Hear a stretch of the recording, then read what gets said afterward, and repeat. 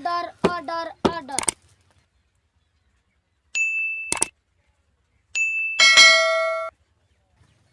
मोहतरम जज साहब 302 दा मुजरिम पुलिस तुआरे पेश करें दिए।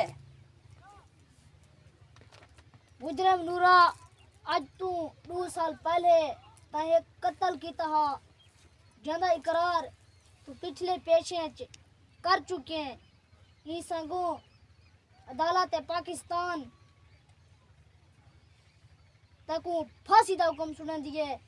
मुजरिम नूरा, अगर तेरे दिल दी कोई आखिरी ख्वाहिश होवे तो अदालत पाकिस्तान तेरी ख्वाहिश को पूरा कर सकती है। मोहतरम जज साहब, मेरी आखिरी ख्वाहिश ये है, अर्ज मैं अंब खाना चाहना। मुजरिम नूरा, अंबे लाहन को हाले 6 महीने दे रहे। मोहतरम जज साहब, वो तो नहीं मैं इंतजार कर इंसान। no, no, no, no.